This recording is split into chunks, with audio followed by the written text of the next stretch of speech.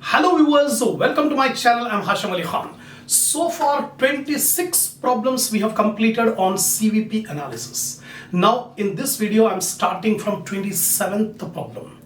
So all these problems are different type of problems. Some are key factor or limiting factor, some are make or buy decision. Here in this video I'm going to explain you about special order pricing and also whether further processing should be done or should the product be sold at split off point. So different type of problems are there. So watch all the problems from beginning till end. Don't miss, skip in between. If you have not watched the earlier videos, I suggest you go to the playlist of my channel, select the subject financial decision making 2, select the videos of CVP analysis, be perfect on the concept. Now, before starting the 27th problem, I expect my viewers to have a printout of the problems which I have given in the link under my description. Always keep ready and take the screenshot of the points of these few problems, then I'll explain every point in detail.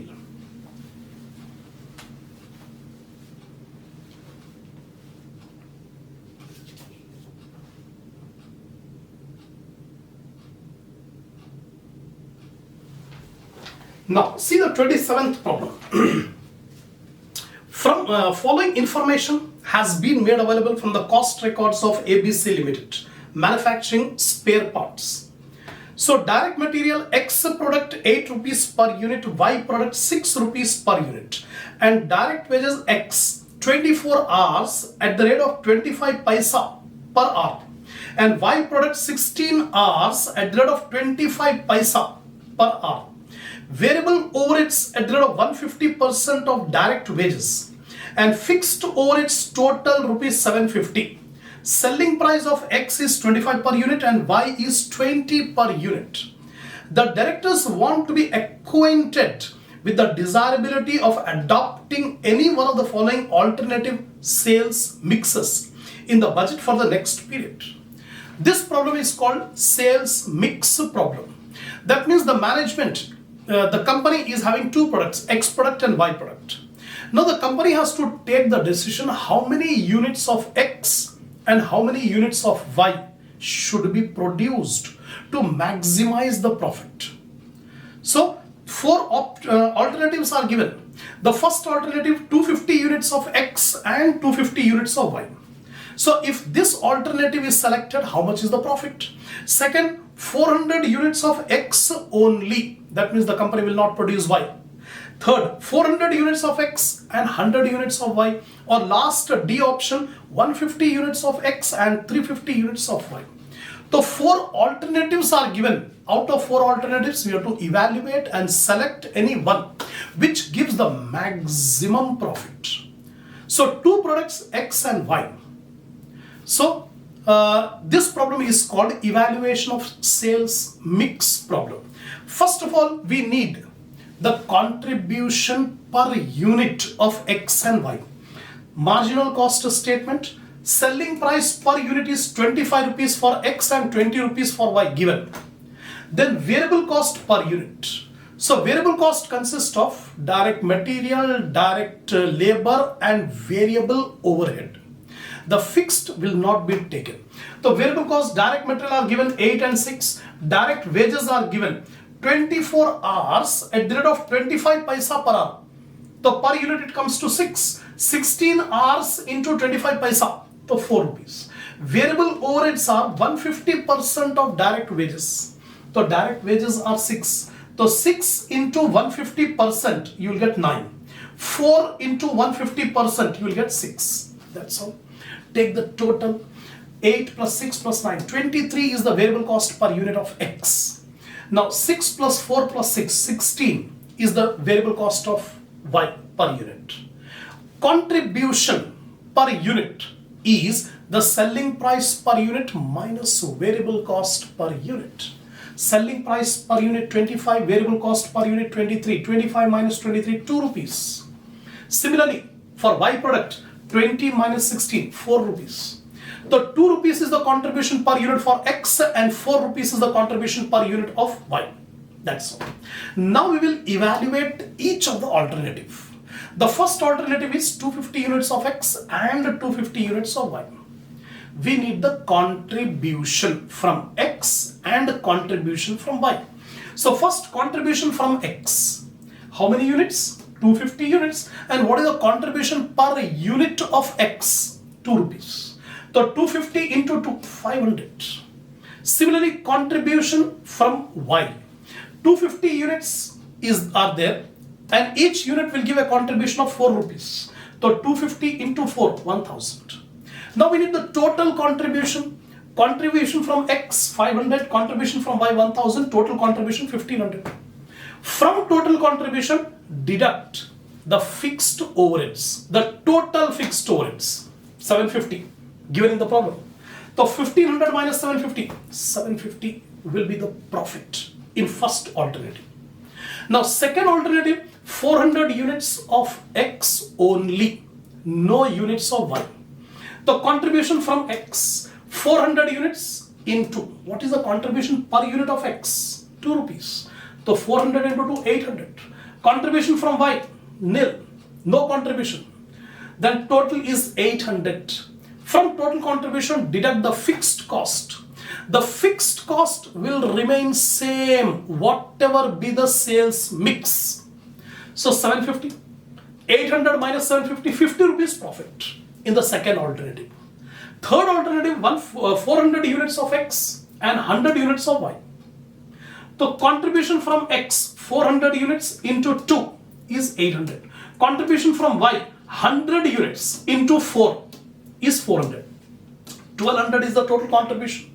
From total contribution, deduct the total fixed overheads, that is 750.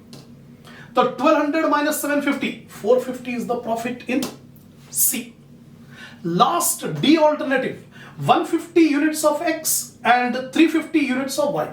Now we evaluate. Contribution from X, 150 units into 2 rupees per unit, so 300. Similarly, 350 units into 4 rupees, 1400. So total contribution 1700. From 1700, deduct the total fixed cost 750. 950 is the profit. All the 4 alternatives we have evaluated. We have calculated the total profit. First alternative profit 750. Second alternative 50. Third alternative 450. Fourth alternative 950. So in which alternative the profit is more? Fourth alternative, that is 950 rupees. Whereas 450, 50 and 750. The ultimate conclusion, we suggest the company to adopt the sales mix D. That is 150 units of X and 350 units of Y. Since in this case, the profit is the highest, that is rupees 950. That is the conclusion. That's all. This problem is called evaluation of sales mix problem. Next one, 28th problem. Ramakant Limited manufactures a product whose cost structure is as follows. Material 34 rupees, labor 13 rupees, services 6 rupees, in which 2 rupees are fixed. The remaining 4 rupees are variable. Then factory overhead fixed 7 rupees. Office overhead fixed 2 rupees. The total cost is 62. Add profit 6 rupees and the selling price is 68. This is the complete cost structure of the product per unit. Vijay Limited, a subsidiary of Hong Kong based company, has approached Ramakant to buy 10,000 units of the product at rupees 55 per unit for sale in Hong Kong. One subsidiary, Hong Kong based subsidiary company is there. The name of the company is Vijay Limited. Vijay Limited has approached Ramakant Limited that they want the product to be sold in Hong Kong. They have offered a selling price of rupees 55. Presently in the domestic market, Ramakant Limited is selling at 68. The domestic selling price 68, whereas the offer has come for 55, and 55 rupees is below the cost. What is the cost? 62 rupees is the cost. To make one product, 62 rupees. But Hong Kong based company wants this product at 55 rupees. So the management of Ramakant Limited wants to reject the offer as it is below cost price. there is a spare capacity to manufacture 10,000 units. What is your advice? This problem is called special order pricing. When a special order comes, a special price has to be quoted. Special price has to be quoted. Now in this problem, the company is having a spare capacity of 10,000. And the offer from Hong Kong based company is also for 10,000 units. So we are having the capacity. We can, when we use the unused capacity, the fixed cost will not change. The fixed cost will remain same whether we use 100% capacity or 90% capacity or 80% capacity.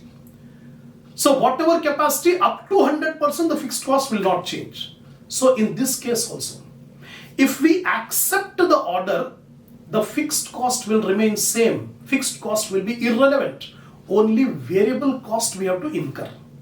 So now, Ramakant Limited should not compare the total cost with offer price, but variable cost with offer price, ignoring the fixed cost, right? So we will calculate the variable cost. Variable cost per unit, material 34, labor 13, services. Total services 6 rupees, in which 2 rupees are fixed. So remove 2 rupees, 4 rupees.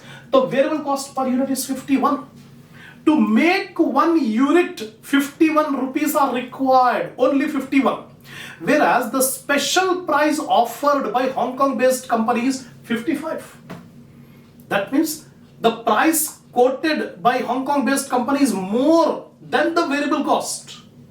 So how much contribution we can get? Selling price offered is 55, whereas variable cost per unit is 51. So each unit will give a contribution of 4 rupees. Every unit will give a contribution of 4 rupees. So how many units we are getting the order? 10,000 units. So total contribution 10,000 into 4. 40,000 rupees contribution we will get by accepting the offer at 55 rupees.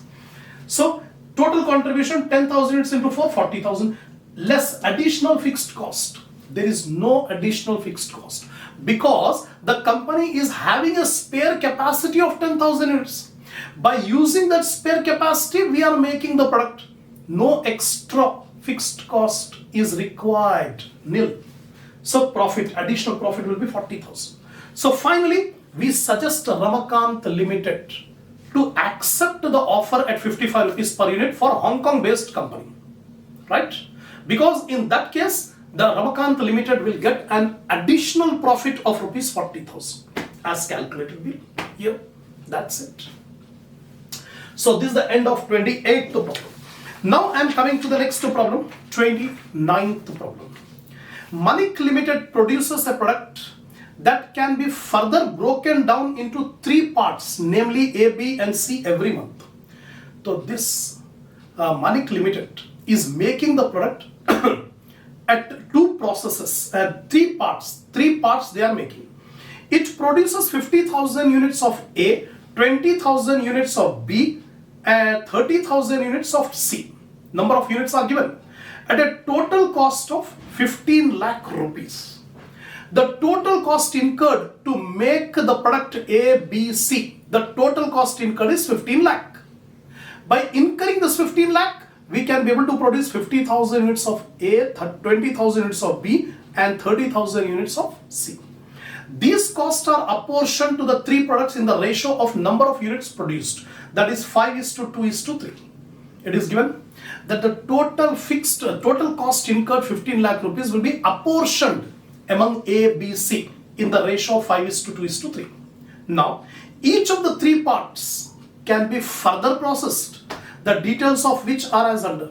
Selling price per unit at split off point.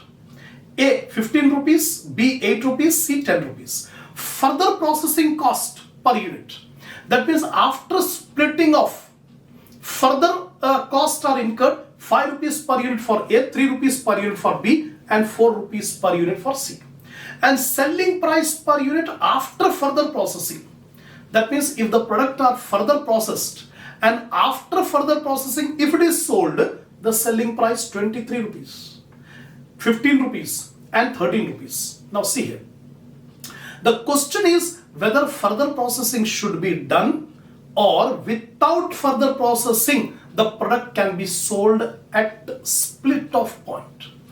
If the product is sold at split off point itself, the selling price of A 15 rupees. If it is further processed and sold, the selling price will be 23. Similarly for B, if the B product is sold at split off point, the selling price 8 rupees. Whereas after further processing, if it is sold, then 15 rupees. Then C product at split off point, the selling price 10 rupees. After further processing, it will become 13 rupees. Now, should Manik Limited process the three products further? Now the question is whether Manik Limited should sell the products at split off point or should it sell after further processing. In simple words, processing should be done or not. That is the question. That means before further processing, 15 lakh rupees are incurred. That is irrelevant. That is not concerned. Our concern is should further processing be done or not. So how to take the decision? Here you can see statement of contribution and profit. Selling price per unit after further processing. If we make further processing, after further processing, if it is sold, the selling price is 23, 15, 13. That is given. Minus selling price at split off point without further processing. Without further processing, the selling price per unit before further processing 15, 8, 10. Now, what is the contribution? Incremental revenue on further processing. How much extra revenue we are getting by further processing? So 23 minus 15, 8 rupees. So per unit 8 rupees extra revenue we are getting by further processing for A product. For B product 15 minus 8, 7 rupees is the additional revenue we'll get by further processing. 13 minus 10, 3 rupees is the additional revenue per unit from C product. But we have to incur additional cost, further processing cost. What is the further processing cost? Per unit 5 rupees, 3 rupees, 4 rupees, that is given in the problem. To process one, further process one, 5 rupees are required. How much additional revenue we are getting? 8 rupees. Per unit 8 rupees we are getting and 5 rupees we are paying. So how much is the contribution, additional contribution per unit after further processing? 3 rupees. So if we process A product further processing, then we are going to get 3 rupees additional contribution. Extra contribution we are getting. That means we suggest that A product should be further processed. If we do further processing, we will get an additional contribution of 3 rupees per unit. How many units we are making? 50,000 units we are making. Each unit gives 3 rupees. So 50,000 into 3, 1,50,000 is the additional contribution we will get by further processing of product A. So we suggest product A should be further processed. Come to product B. Product B, additional contribution. Incremental revenue 7 rupees, further processing cost given in the problem 3 rupees. We are getting an additional revenue 7 rupees, additional further processing cost 3 rupees. So 7 minus 3, 4 rupees. Extra or additional contribution 4 rupees per unit we are getting. Right? How many units? 80,000 units. So 80,000 into 4, 3,20,000 rupees we are getting additional profit if we further process product B. Now come to product C.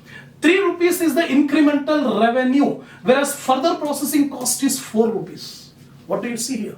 Revenue is less, cost is more. Our expenditure is more, revenue is less. So we are incurring a loss. How much loss we are incurring? 1 rupee loss we are incurring if we further process. So how many units are there? 30,000. So 30,000 into 1, 30,000 rupees loss we will incur if we further process product C. So ultimate conclusion, we suggest to the company to make further processing and sell for product A and product B because both are giving profit if we make further processing and sell. Whereas C product, we are incurring a loss if we do further processing. So we suggest the company not to further process product C. We have to sell the product C at split off point itself. Without further processing, at the split off point, we should sell away the C product. Whereas A and B, we should do further processing and then sell. We are getting extra profit. So final conclusion, thus Manik Limited should further process product A and B, but sell the product C at the split off point itself. Further processing should not be done for product C. And note, joint cost or preset of cost, split of cost are not relevant and hence ignored. 15 lakh rupees are incurred before split off. That is irrelevant. That should be ignored, because finally our decision is whether to make further processing or not. That's it. So this is the end of problem number 29. Totally 29 problems have completed, explaining each and every problem in detail regarding this CVP analysis. So if you are satisfied, give a like to the video, share my channel, subscribe if you have not yet subscribed, give your comments and buy the super thanks which is given below my video. Inshallah, we will continue the next problem in the next video.